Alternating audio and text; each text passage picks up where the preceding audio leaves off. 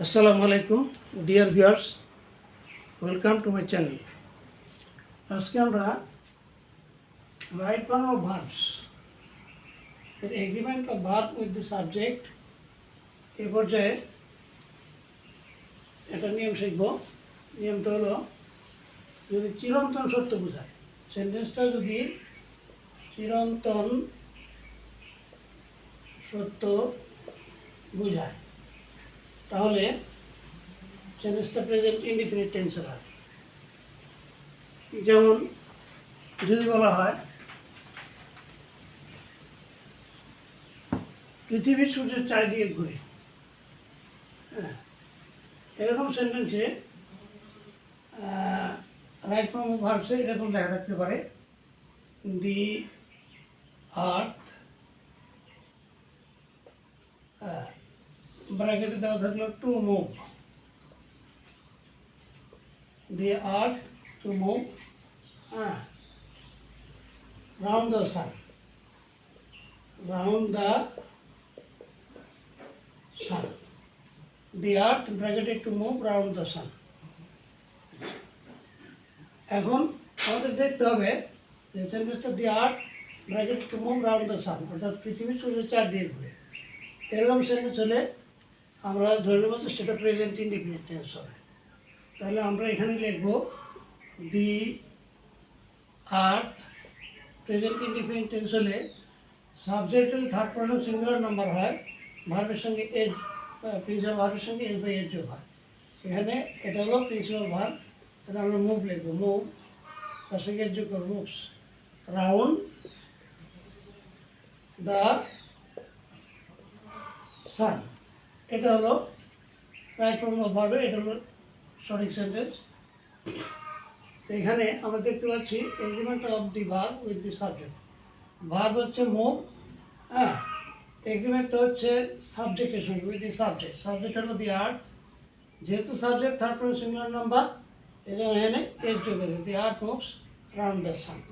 এভাবে আমরা চিরন্তন সত্য যেটা সেটা এইভাবে আমরা রাইট ফর্ম অফ ভার্বসে ঠিক করে দেব। আচ্ছা, আরেকটা নিয়ম শিখব, সেটা হলো অভ্যাসগত কাজ। অভ্যাসগত কাজ,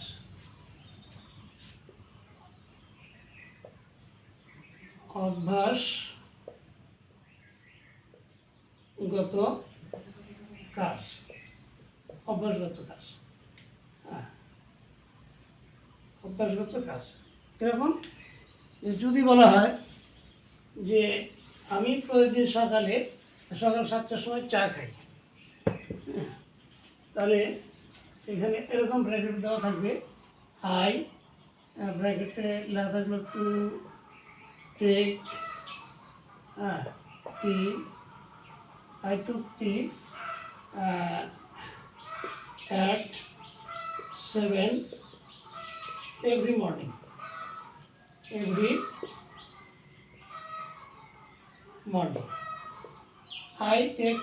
I to take tea at 7 every morning. আমি প্রতিদিন সকালে চা খাই, তাহলে আমার অভ্যাসগত একটা কাজ যেটা প্রতিদিন সকালে আমি করি। তাহলে এখানে এটা প্রেজেন্ট ইনডিফিনিট টেন্স হবে। প্রেজেন্ট ইনডিফিনিট টেন্স হলে সাবজেক্ট প্লাস প্রিন্সিপাল ভার্ব হয়। তারপরে এখানে সাবজেক্ট আই আছে, তারপর আইটা যেহেতু ফার্স্ট পারসন, হ্যাঁ, ফার্স্ট পারসন, একমাত্র থার্ড পারসন সিঙ্গুলার নাম্বার হলে প্রিন্সিপাল ভার্বের সঙ্গে এস বাই এর যোগ করতে হবে। যেহেতু আই হলো ফার্স্ট পারসন, তাই আমরা এখানে আই এর পর টেক লিখব, I take tea, I take tea at 7 every morning,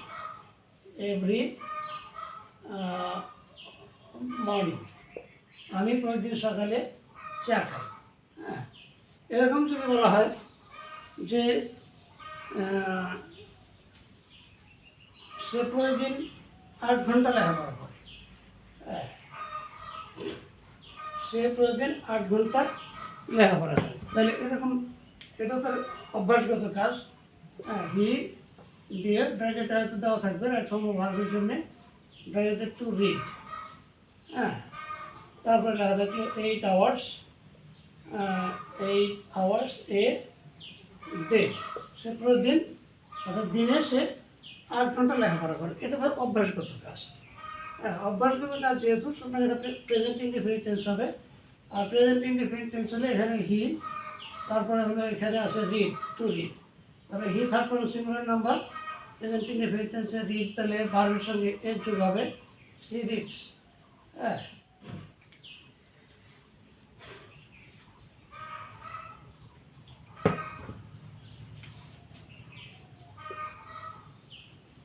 he reads 8 hours a day। এখানে he reads 8 hours a day, হিটা থার্ড পারসন সিঙ্গুলার নাম্বার যেহেতু তাই এর যোগ করা হলো। Agreement of the verb with the subject. এখন সাবজেক্টের সঙ্গে ভার্বের এগ্রিমেন্ট। সাবজেক্ট হচ্ছে হি, আর রিড হলো principal verb, subject third person singular number, যার জন্য এখানে এর যোগ করা হয়েছে। হ্যাঁ, এইভাবে রাইট ফর্ম অফ ভার্ব করতে হবে যদি সেটা চিরন্তন সত্য আর অভ্যাসগত কাজ হয়। আজকে এ পর্যন্তই, আবার দেখা হবে ইনশাল্লাহ। থ্যাংক ইউ অল, আল্লাহ হাফিজ।